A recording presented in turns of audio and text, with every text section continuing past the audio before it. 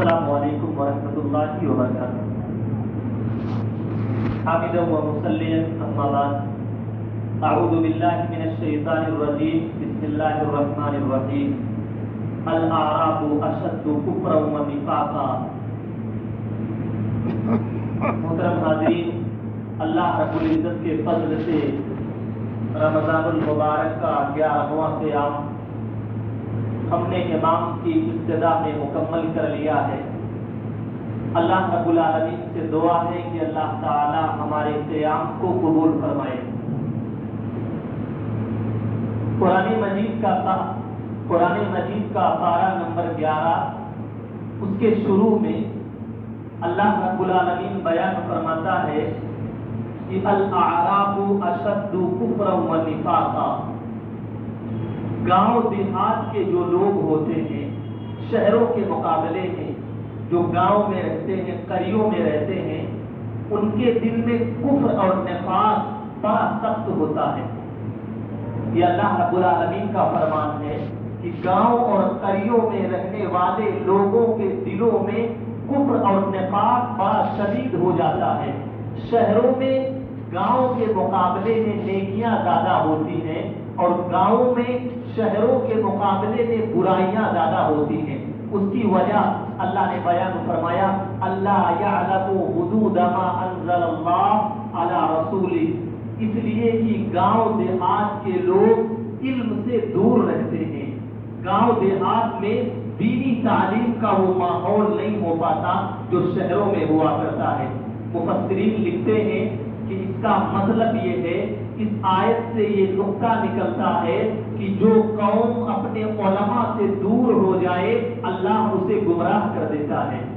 جو قوم علم دین حاصل کرنے والے عالموں کی محفلوں میں نہ بیٹھے، دینی دروس سے دوری بنا لے، اللہ ایسے لوگوں کے دلوں میں کفر اور نفاق پیدا کر دیتا ہے۔ یہ اللہ کا انتہائی شدید عذاب ہے ان لوگوں پر جو قوم علم سے دوری بناتی ہے یا علماء کے محفلوں سے دوری بناتی ہے۔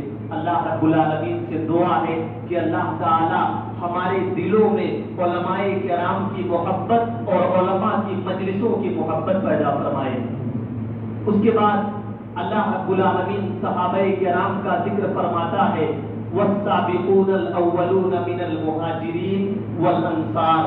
اللہ نے کہا صحابہ کرام میں جو پہلے اسلام لے آئے، مکہ فتح ہونے سے پہلے جو مسلمان ہو گئے، مہاجرین ہو یا مدینہ کے انصار ہو، والذین اتبعوہم بإحسان، اور بعد میں جو لوگ مسلمان ہوئے، وہ صحابہ جو پہلے مسلمان ہوئے اور جو بعد میں مسلمان ہوئے، سب کے لیے اللہ کا انعام کیا ہے؟ رضی اللہ عنہم ورضوا عنہ، اللہ ان سے راضی ہے اور وہ اللہ سے راضی ہے۔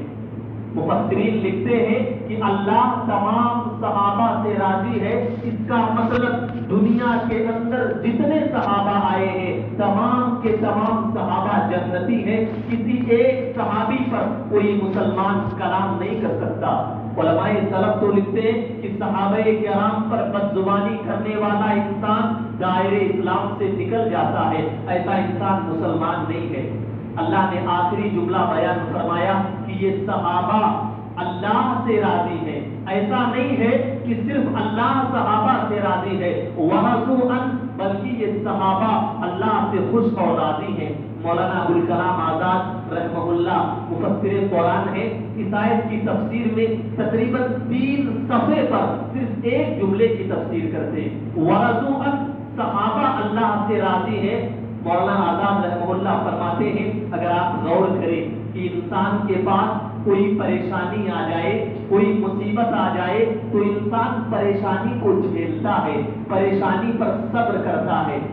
نبی کریم صلی اللہ علیہ وسلم کے صحابہ پریشانیوں پر صبر نہیں کرتے تھے، ان کا مقام اتنا بلند تھا کہ لکھتے ہیں کہ نبی کے وہ صحابہ جب بھوک مری کا وقت آیا 3 سال تک پتے چباتے رہے، لیکن جب جناب محمد رسول اللہ صلی اللہ علیہ وسلم نے سوال کر لیا، کیف حالکم یا اصحابی، اے میرے صحابہ کیا حال ہے، بھوکمری کا عالم ہے، بچے بھوک سے مر رہے ہیں، بیماریاں چل رہی ہیں، صحابہ کو مارا جا رہا ہے، لیکن وَرَضُوًا صحابہ مسکرا رہے ہیں۔ یا رسول اللہ صلی اللہ علیہ وسلم آپ فکر نہ کریں، اس بیماری کے عالم میں اللہ کی قسم ہم اللہ سے راضی ہیں، ہمیں صبر کی ضرورت نہیں ہے، صبر تو ایک کمتر درجہ ہے، ہم صبر سے بہت آگے بڑھے ہوئے ہیں۔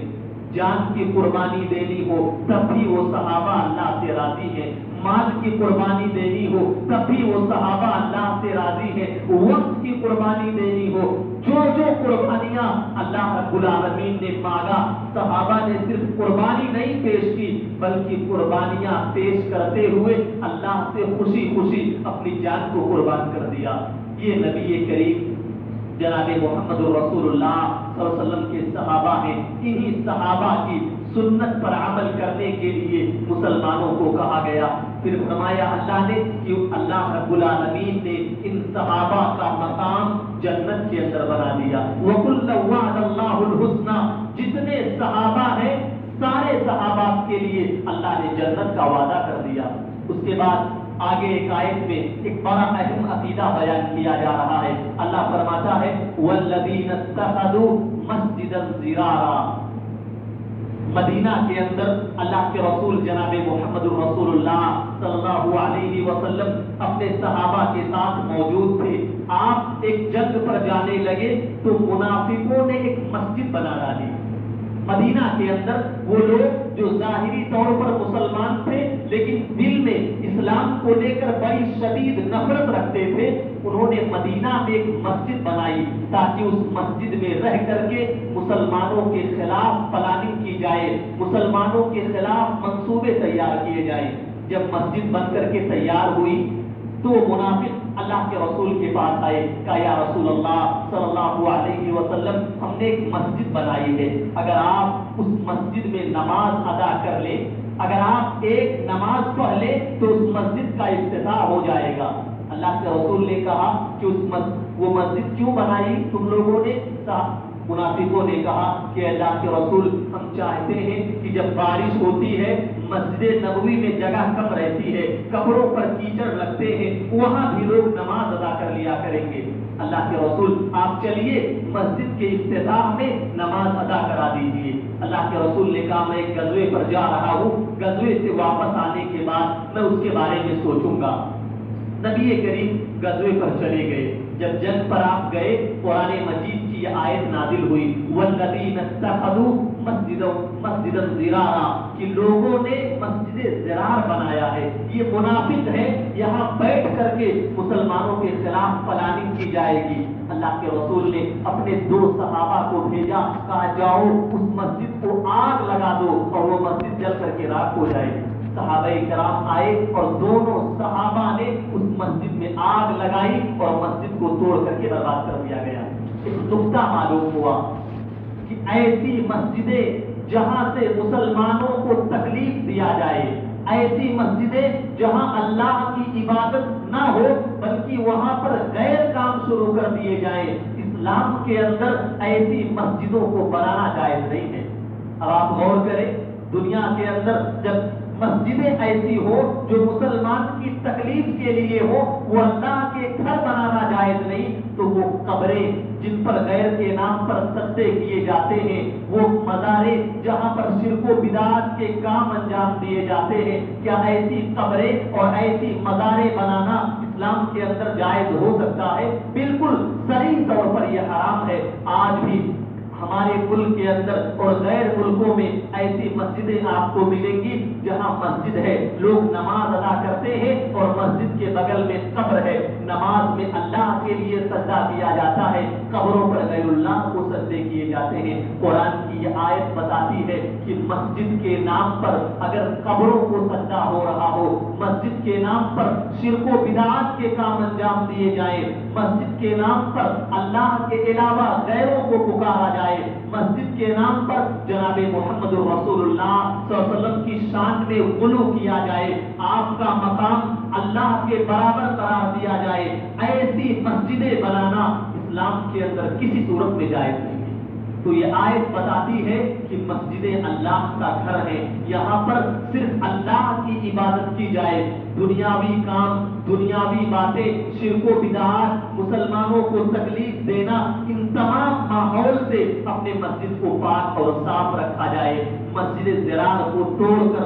اللہ کے رسول نے اعلان کر دیا کہ مسجدیں اللہ کے لیے ہیں، یہاں صرف اللہ کی عبادت کی جائے گی۔ اللہ رب العالمین سے دعا ہے کہ اللہ تعالی ہم تمام لوگوں کو مسجدوں کے اندر اخلاص کے ساتھ صرف اللہ کی عبادت کرنے کی توفیق عطا فرمائے۔ اللہ تعالی رمضان کے اس مہینے میں ہم جو بھی ٹوٹی پھوٹی عبادتیں کرتے ہیں، اللہ ہم عبادتوں میں کمزور ہیں، لیکن تو بڑا غفور الرحیم ہے، تو اپنی رحمت سے ہماری عبادتوں کو قبول فرما۔ اے اللہ، رمضان کا یہ مہینہ بڑا مقدس مہینہ ہے، تو اس مہینے میں ہماری گردنوں کو جہنم سے آزاد فرما۔ اے اللہ، دنیا میں جہاں کہیں مسلمان پریشان ہیں ان کا مددگار بن جا۔